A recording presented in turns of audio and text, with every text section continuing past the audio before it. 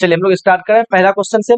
पहला क्वेश्चन हम लोग को पूछ रखा है 2011 की जनगणना के अनुसार भारत विश्व जनसंख्या में किस स्थान पर है। 2011 की जनगणना के अनुसार भारत जो है विश्व जनसंख्या में कितना स्थान पे।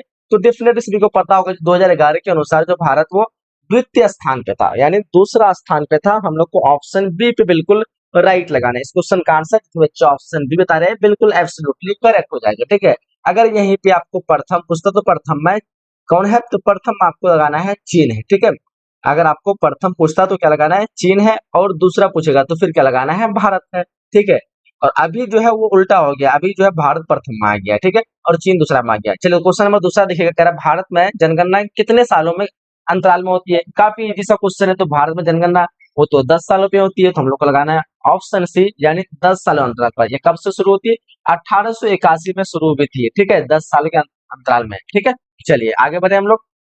चलिए अगला क्वेश्चन नंबर 3 हम लोगों को पूछा जा रखा है, निम्न में से किन राज्य में जनसंख्या घनत्व जो है वो कम है। आप लोग जनसंख्या घनत्व कम पूछ रखा है, हमने तो आप लोग जनसंख्या घनत्व बारे में बता रखा था। ठीक है, सबसे अधिक जनसंख्या घनत्व रहेगा तो किसका रहेगा, बिहार का रहेगा। यहाँ पे आपको पूछ रखा कम जनसंख्या घनत्व, तो कम में क्या लगाना है, तो आपको बताया था कि सबसे कम अगर पूछिए तो हम लोग को लगाना है अरुणाचल प्रदेश।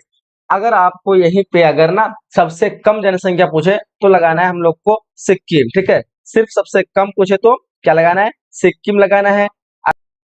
यहीं पे आपका आंसर हो जाएगा अरुणाचल प्रदेश। ठीक है, अगर आपको पूछे सबसे कम जनसंख्या घनत्व तो अरुणाचल प्रदेश होगा, और सबसे अधिक तो बिहार हो जाएगा। चलिए क्वेश्चन नंबर 4 कर हम लोग को, उष्ण जलवायु क्षेत्र में जनसंख्या घनत्व जो है वो कैसा होता है, सघन होता है, विरल होता है, या फिर दोनों होता है। बताओ क्या लगाओगे यहाँ पे। क्वेश्चन नंबर 4 का उष्ण जलवायु क्षेत्र में जनसंख्या घनत्व जो है वो दोनों लगा दो, विरल भी होता है और सघन भी होता है। तो ऑप्शन सी पे हम लोग को राइट लगाना है। ठीक है, जितने बच्चे ऑप्शन सी बता रहे हैं बिल्कुल आपका आंसर सही हो जाएगा। आगे देखिएगा अगला क्वेश्चन, क्वेश्चन नंबर 5 हम लोग को पूछा जा रखा है कि किस अवधारणा में प्रकृति को मानव से श्रेष्ठ माना जाता है, यानी कौन सी अवधारणा है प्रकृति से मानव को श्रेष्ठ मानता है। तो हमने आपको बताया था जो संभावनावाद जो होता है ना, संभावनावाद में जो है यहाँ पे हम लोग को प्रकृति वाला, प्रकृति में हम लोग को जो है वो ऑप्शन नहीं हो जाएगा। ठीक है, क्वेश्चन नंबर 6 हम लोग को प्रति इकाई क्षेत्र में उपस्थित व्यक्ति की संख्या को क्या कहते हैं। बताओ, प्रति इकाई क्षेत्र में उपस्थित व्यक्ति की संख्या को हम लोग जनसंख्या घनत्व कहते हैं। पढ़ाया था हम लोग ने।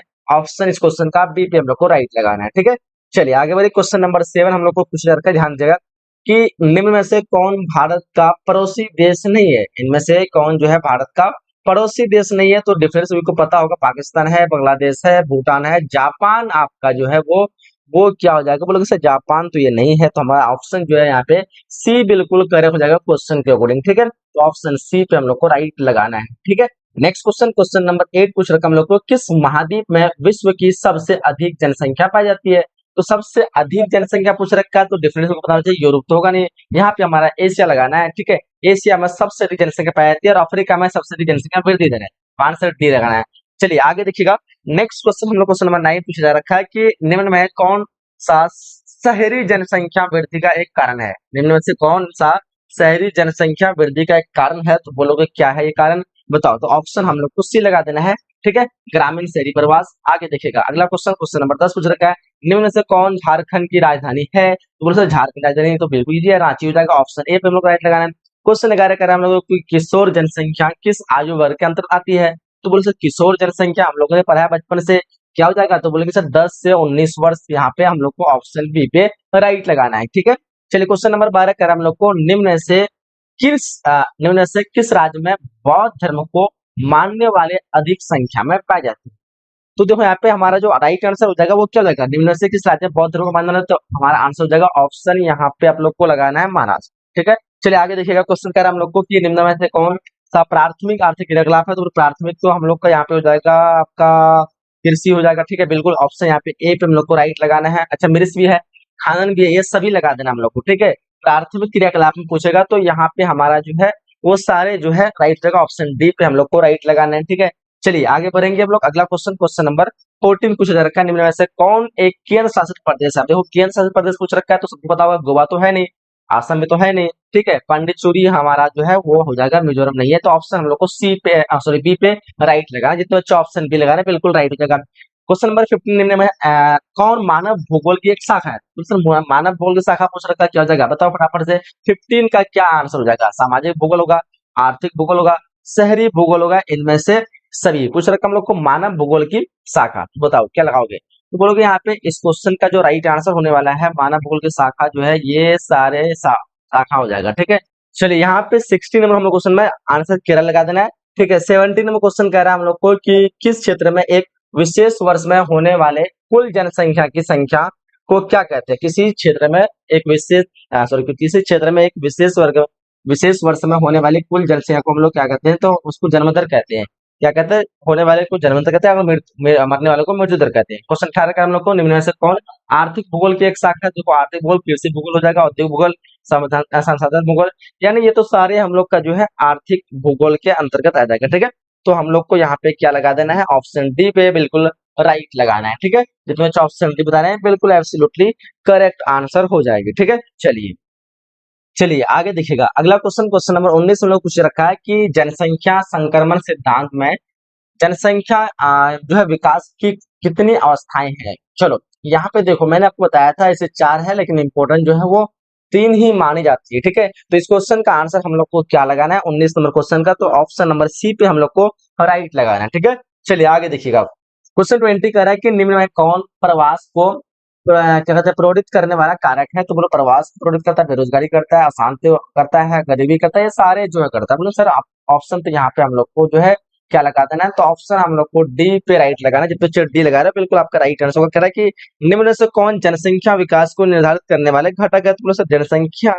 तो यहाँ पे जो हम लोग को राइट लगाना है वो लगाना है ऑप्शन जनसंख्या, तो ऑप्शन डी यहाँ पे बिल्कुल राइट होगा। जितने जो डी लगाए बिल्कुल राइट होगा।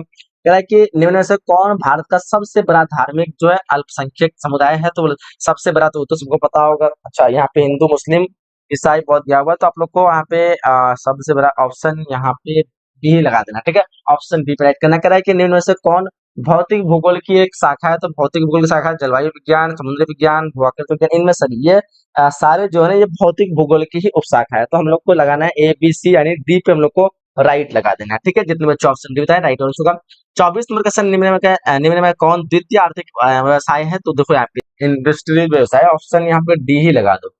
25 नंबर है कि निम्न से किस क्षेत्र में विरल जनसंख्या घनत्व पाया जाता है। तो बोले विरल जनसंख्या जो पाया जाता है रेगिस्तान में, विरल विरल मत पूछ रखा, रेगिस्तान ऑप्शन ये। ठीक है, चलिए आगे कह रहा हम लोग को कि भारत में अंतिम जनसंख्या जो कब हुई थी, ये 2011 को हुई थी। ठीक है, ऑप्शन हम लोग को बी पे राइट लगाना है, अंतिम जनसंख्या 2011 में हुई थी। कह रहा है कि हम लोग को निम्न से क्वेश्चन नंबर 27, निम्न से कौन एक नगरीय समस्या है। सबको पता होगा ध्वनि प्रदूषण है, वायु प्रदूषण, ये सारे जो है ना ये सारे जो है सारे के सारे आपका नगरीय जगह, चाहे वो ध्वनि प्रदूषण हो, वायु प्रदूषण हो, जल प्रदूषण हो। तो इसलिए हमारा जो राइट आंसर हो जाएगा ऑप्शन हम लोग को डी पे राइट लगाना है। ठीक है, जितने बच्चे ऑप्शन डी लगाए बिल्कुल आपका राइट आंसर हो जाएगा। क्वेश्चन नंबर 28 का हम लोग को निम्न से कौन कृषि कार्य के अंतर्गत आता है। बोलो कृषि कार्य के अंतर्गत कौन आता है। तो बोलो से यहाँ पे तो हमारा शहद उत्पादन एंड रेशम कीट और मशरूम उत्पादन, ये सभी। तो हम लोग को 28 नंबर क्वेश्चन का जो है ऑप्शन यहाँ पे आप लोग को डी ही लगा देना है। ठीक है, तो जितने बच्चे ऑप्शन डी पे लगाए हैं बिल्कुल आपका आंसर करेक्ट आंसर हो जाएगा। ठीक है, चलिए आगे देखिएगा 29 नंबर क्वेश्चन करें हम लोग को किसी भी देश की जनसंख्या की गुणवृत्ति की पहचान का सूचक जो है निम्न में से कौन है। देखो यहाँ पे 29 नंबर क्वेश्चन का जो हम लोग को राइट लगाना है, तो वो ऑप्शन डी पे हम लोग को राइट लगाना है। ठीक है, क्वेश्चन 30 का हम लोग को कि निम्न से किसने जनसंख्या विकास का सिद्धांत दिया था। तो देखो यहाँ पे इस क्वेश्चन का जो राइट आंसर आप लोग को क्या बताना है, यहाँ पे हमबोल्ट रेडजेल।